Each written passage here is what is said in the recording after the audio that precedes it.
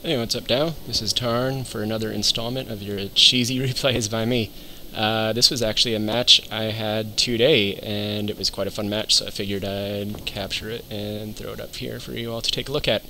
Loading it in right now. It's a map on high orbit. I'm playing Toss as usual with a Zerg ally, and we are going up against Terran and Zerg. The opponents are up here, up in the upper right, and I'm down here lower right with my ally lower left. I'm going to go ahead and speed up this start for you. I am actually going for a build that is actually kind of a risky opening, but I've been having a lot of fun with it lately, especially against Zerg opponents, and you'll see that shortly in the video. I like to call this DT to Arcon ball build, and it's actually a pretty unique build that don't see too often. I almost never see Archons in live play, but I love to use them myself. It looks like my ally's getting a scout on, and it looks like Terran's going pretty standard at the moment, and it looks like the Zerg is actually going for a possible quick expansion. My ally went pretty standard with a fairly late spawning pool, which is pretty good. And I'm going double gas, and here's kind of the risk to it. It's kind of a slow to start. I also get up a forge for early protection for any Zerg or Marine rush. My ally does see an expansion going up here, and has let me know that the Zerg is fast expanding without even putting down a spawning pool yet. So, extremely fast expand for the Zerg. So I'm not really worried about a rush, and it looks like my ally is going to send some lings. But it looks like the Zerg has cancelled that due to it being scouted. Terran is walled in up here. He's got a bunker for protection, which means he's probably going to be attacking himself. He's walled in for some heavy security up front, and the Zerg's got to look out on the backside wall, as well as my allies got to look at our wall. As you can see, what I'm doing now, I've got up to a cybernetics core, and I'm placing a pylon here. This is where I will build some of my primary buildings off of, as well as some in the back. I've got a cannon. I'm always worried of early mutas from Zerg, and as it just so happens, I believe that is what the opponent tries to do. My ally here is trying to bust through this wall, but he is definitely seen by these Marines and this Overlord kind of hanging out here. But he does get a good amount of damage in on his wall, actually, before the Marines come and chew him up. And it looks like the Terran has gone 3 barracks, so he is definitely early Marine, but he is also heavy on gas, so it's definitely looking like a mech build, and there goes a factory going down there. And they're trying the same thing on us. They're breaking through the back wall, but my ally sees that and wraps it up pretty quickly. As you can see now, I've got my 4th gate building, and I'm also building my Dark Shrine. I'm going right into Dark Templar. I'm also got a weapon, Tier 1 weapon upgrade already, and I'm researching weapon upgrade 2, which is really pretty significant to have on some early DTs, which is awesome. We've got the 4 warp gates up, and I'm just about to slow down this video because I'm not obviously keeping up with the commentary of all the action that's going on. Here we go, I'll slow it down. It looks like, yes, the Zerg has gone for a Spire for sure, so he is going Muta, and it looks like an Armory is going down, so definitely possible Thor at this point. But here are my 4 DTs out on the way. I do not believe they are seen by those Zergling, but those Zergling are coming down to my ally's base. Fortunately, my ally does have some spine crawlers up, which will help them stall out before those Lings get there. I was kind of hesitating, so I could send over my 2 Zealots that were just kind of hanging over there as well. Blue does have some mutas already on the way, 4-pack of them. Now I'm breaking through this barrier, and hopefully my allies are distracted enough, and it looks like they are. I'm going to charge right into the mineral line with these 4 DTs. They've got no detection up. And this is in the game when I see, oh, he's got a Spire, so I'm going to go straight for that tech. I don't want him massing all these mutas, so I'm actually going to take out that Spire first, and then I'm going to actually proceed to take out the spawning pool. Sometimes it's great to take out the mineral line first, but in this case, I just went for the tech first, and it actually worked out. In this case, the Zerg has not expanded, and it actually looks like I'm going to get that lair. He's got an observer up, but Terran was too slow to get in position to knock out those DTs before the lair goes down. So huge, huge hit on the Zerg with those DTs. But the Terran does have a pretty sizable army with this Thor, and it looks like he is going to be pumping more out. Yes, he's building another tech lab on a second factory, so he is definitely heavy mech. Now here's the dangerous part in my build, is now I've recovered alright by now, but it does leave me kind of capped for gas and heavy on the mineral supply for a bit. So I reinforced the back with some more cannons since I saw that Muta coming up, and I have, don't believe I've actually, oh yeah, there's some more DTs coming out. Now it looks like my ally has also gone Muta for himself. However, the Mutas are harassing his expansion. I think my ally kind of overextended himself a little bit too quickly, especially with the herding we were able to put on early on to the Zerg. Zerg is rebuilding, and Terran is protecting the backside. I'm going to go ahead and just actually toss it on to my camera lock to see just kind of exactly what I'm doing at the moment. And here's the transition. Now that they've seen the DTs, they're expecting me to keep using them, and so they've got those overseers, and I actually kind of switch it up to Arcon, which are great again against Zerg, great against Marines. They're so against the Thors. They're not the best against Thors. I should have some Immortals for those, but at this point I haven't even seen Thors. Actually, Thors killing those, my allies Zerglings, was the first I've seen of those, so I'm a bit worried about those now, but I'm doing alright. I'm actually busting through for the gold node minerals, and got myself some more DTs.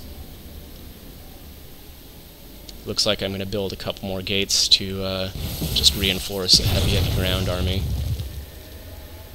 Your allies are in battle. And yeah, my ally was not too good with those mutas. He did lose probably about 4 or 5 of them. And here comes now my ally's expansion. Is going to be getting hit pretty hard by those Thors. I'm not sure if I go in time. Actually, I don't. I like to let that expansion get sacrificed because my army is just not strong enough to engage at the moment. So I think I am waiting. Let me check. Yes, I am researching speed lots, and I'm actually almost up to level 3 weapons, which will be a huge help for my forces against those Thors. And I think that's kind of what I'm waiting. I'm waiting on the level 3, and I'm chrono boosting up the Zealot charge ability, and I'm also waiting probably to get some more Zealots on the field as well.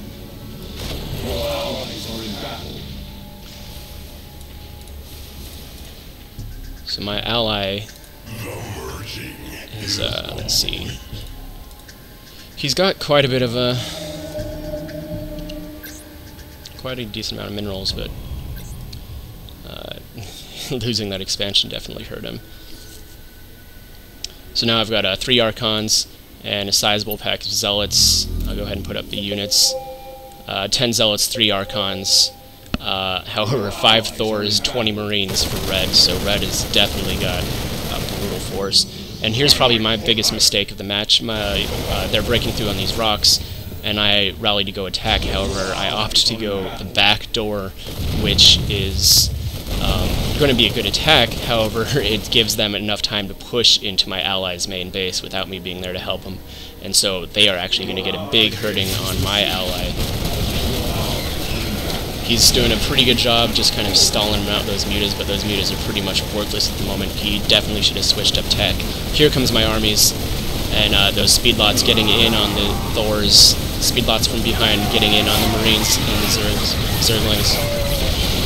And the Thors with upgraded weapons did just, or the Archons with upgraded weapons did just pretty much tear through that pack. So that was definitely a good counter. I'll go ahead and throw it back on everyone. As you can see by this point now, the Zerg has expanded again.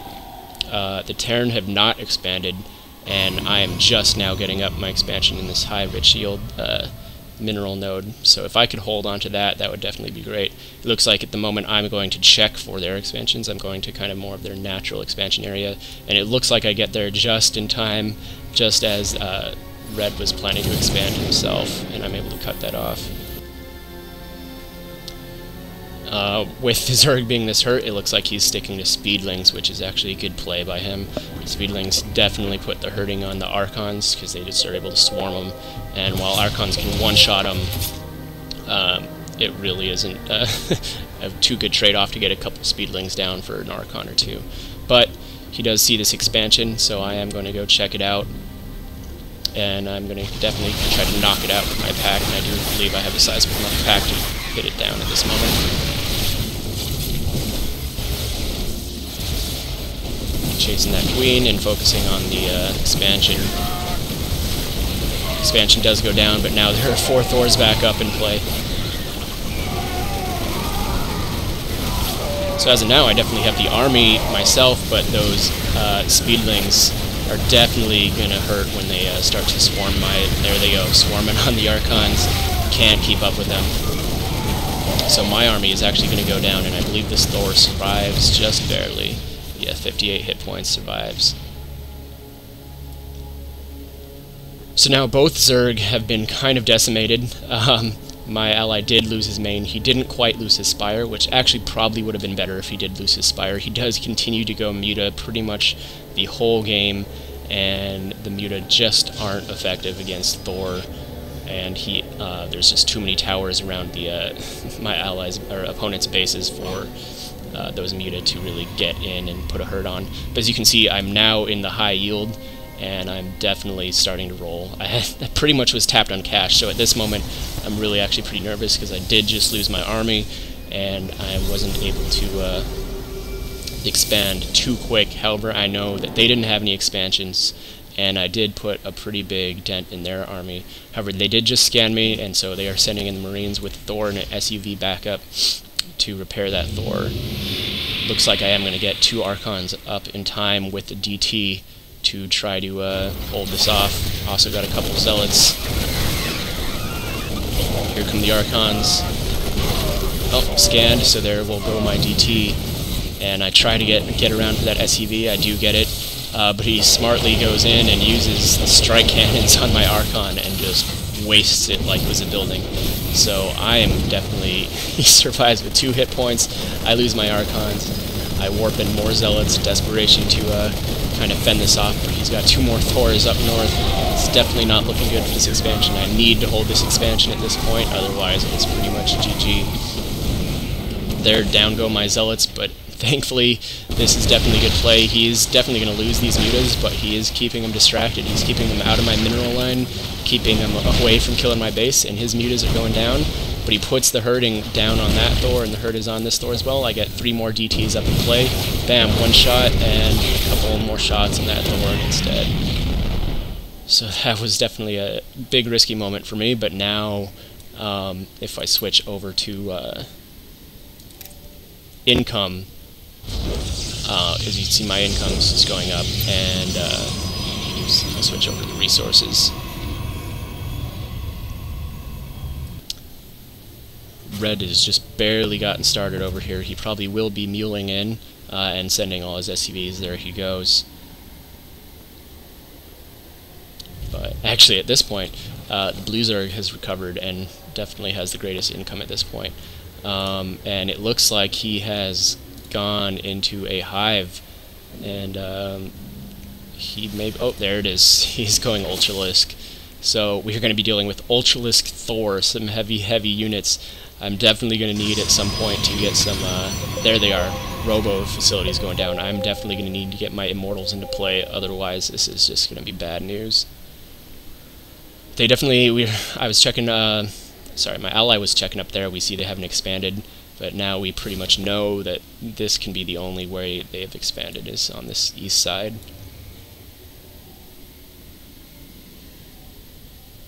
Looks like I've got a good amount of DTs. I'm probably going to be warping 3 of them into Archons. I always like to keep a DT in the mix in case they don't have an Observer or a Scan available.